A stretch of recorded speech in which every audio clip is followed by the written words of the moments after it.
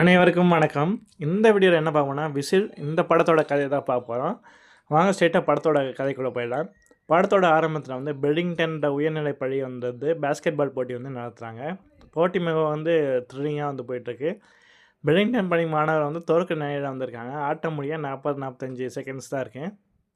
அந்த நேரத்தில மேசன் ரைமோர் என்ற மாணவன், அவனோட செல்ல பெயர் ஹாரிஸ் கடைசி நிமிடத்தில ஒரு த்ரில் பாயிண்ட் அடிச்சு தனது அணிய வெற்றி பெற செய்றான்.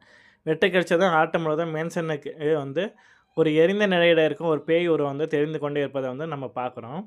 அது மேன்சனை தாக்க அவனை நோக்கி வந்து கொண்டுட்டுருக்கு. மேன்சன் இதனை எவ்வளோ பயந்தான்னா, வெற்றி கொண்டாட்டத்துல கலந்து கொள்ளாம நேரா லாக்கர் ரூமுக்கு போறான். அங்கே மேன்சனோட உடல் நடுக்கத்தை நம்ம பார்க்குறோம். அவன் தனது லாக்கர் ஒரு பழங்கால ஜாடி எடுத்து ஜிம் எடையில வைத்து அதனை உடனடியா உடைக்கிறான். மேசன் மிகவும் பயந்திருந்தான். அப்பொழுது தான் மீண்டும் அந்த எரிந்த பேய் மேசனை நோக்கி வருவதை பார்க்குறோம். ஆனா மேசனோட நண்பர்கள் அங்கே வந்தோட சூழ்நிலை நார்மல் ஆயிடுது. அதுக்கப்புறமா மேசன் குளிக்க போகும்போது அந்த எரிந்த பேய் அவன் மீது தாக்குதல் நடக்குது. அது மேசனோட வாய்க்குள்ள கையை விட்டு அவனை எரிக்குது. அதனால மேசன் தீப்பிடித்து எரிகிறான். மேசன் இருந்ததை கண்டு அவனோட நண்பர்கள் அதிர்ச்சி அடைகிறாங்க. உண்மையிலே இறந்த பிறகு மேசன் அந்த எரிந்த பேயை போல காட்சி அளிக்கிறான். இங்கேருந்து கதை 6 மாதத்துக்கு அப்புறம் காட்டுறாங்க. இப்போ கிறிஸ் வில்லட்டுங்கிற பெண்ணை நம்ம காட்டுறோம். இன்னைய அவளது பள்ளியில் முதல் நாள் கிறிஸ் சமீபத்தில் சிக்காகோவில் இருந்து இந்த நகரத்துக்கு குடி பெயர்ந்திருக்கா. அது மட்டும் இல்லாமல் தன் உறவினரான ரயர் கூட வசிக்கிறாள். கிறிஸோட வாழ்க்கையில் ஏதோ விபத்து நடந்திருக்கு என்பதை நம்ம புரிஞ்சுக்கொள்கிறோம். அதனால தான் தற்போது நமக்கு என்ன விபத்துன்னு சொல்கிறது இல்லை. கிறிஸோட தந்தை உயிரோட இல்லை. அவரிடம் இந்த இசை தொகுப்புகள், அதாவது மியூசிக் கலெக்ஷன் கிறிஸ் எப்போதுமே கேட்டுக்கிட்டே இருப்பாள். கிறிஸு ரோடு பள்ளிக்கு போகிறாங்க. அங்கே கிறிஸுக்கு மேசனுக்கு ஒதுக்கப்பட்ட அதே லாக்கர் கிடைக்குது. அந்த லாக்கரில் ஹாரிஸ் என்ற பெயர் செதுக்கப்பட்டிருக்கு. மேசனோட பழைய பொருட்களை பழைய நம்பர்கள் கிறிஸை மிரட்டுறாங்க. இது மேசனோட லாக்கரு, அதனால் பயன்படுத்தக்கூடாதுன்றாங்க. இந்த வம்பிழுப்பில் டீன் முன்னாடி இருக்காங்க. அவனோட காதலி கிரேஸ் அவனை தடுக்கிறாள். கிரேஸ் ஒரு போதைக்கு அடிமையானவள். என்னாலும் அவளால் தான் அவள் தந்தை இறந்தாங்கிறது டீன் கிண்டல் செய்கிறான்.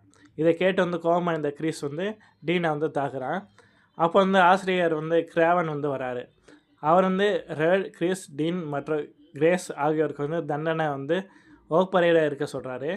அப்போ எழின்ற பெண் கிறிஸ் மீது தப்பு இல்லைன்னு சொல்லி ஆசிரியரிடம் வாதாடுறான். ஆனால் அவரை எழிலையும் சேர்த்து தண்டிக்கிறார். இந்த 5 பேரோட உறவுகளை பற்றி புரிந்து கொள்ள சில விவரங்கள் சொல்கிறேன். கிறிஸ் ஒரு லெஸ்பியன். அவளுக்கு எலிஸை பிடிச்சிருக்கு. எலிஸ்க்கு கிறிஸ் மீது ஒரு ஈர்ப்பு இருக்குது. டீனும் கிறிஸும் காதலிக்கிறாங்க. ஆனால் ரேடுக்கு கிறிஸை சிறு வயதிலிருந்தே பிடிக்கும்.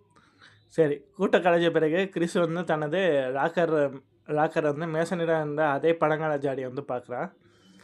அது கிறிஸ் அந்த ஜாடியை திறக்கிறா. உள்ள ஒரு பயங்கரமான அஸ்டெட்டிக் டெட் விசிட் இருக்குது. கிறிஸ் அதை ஊதும் போது நேரத்தில் பெல் அடிக்கிறாங்க. அவளை அதை மீண்டும் வச்சிடுறான். தண்டனை வகுப்பில் கிறிஸ் அந்த விசிட்டை கொண்டு வரா.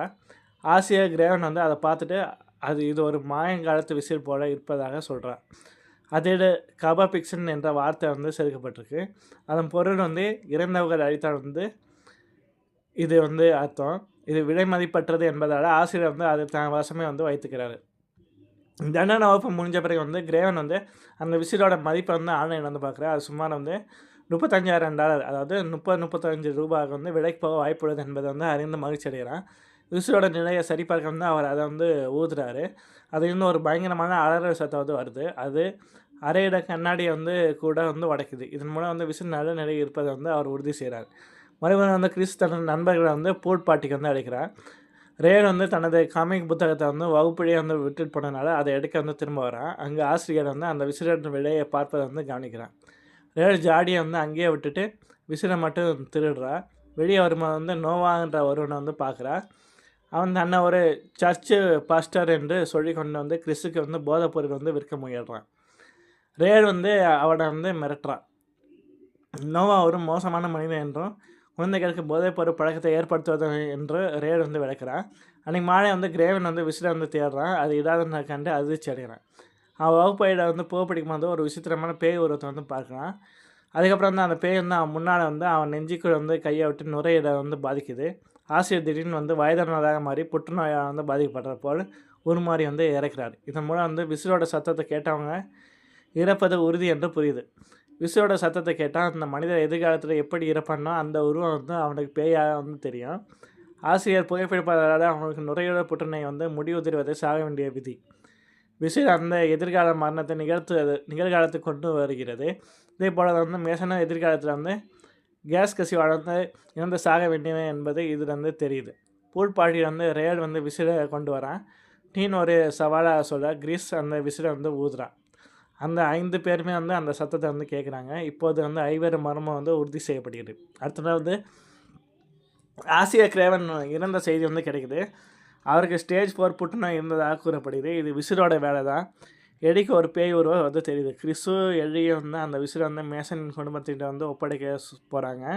அங்கே மேசனோட பாட்டி எவியை வந்து பார்க்குறாங்க. எவி வந்து விந்தையான விஷயங்களை வந்து ஆர்வம் கொண்டவன். இந்த விசில் உங்களை தேடி வந்துள்ளது என்று வந்து அவள் சொல்கிறா. இது பேர் வந்து இன்கோலா.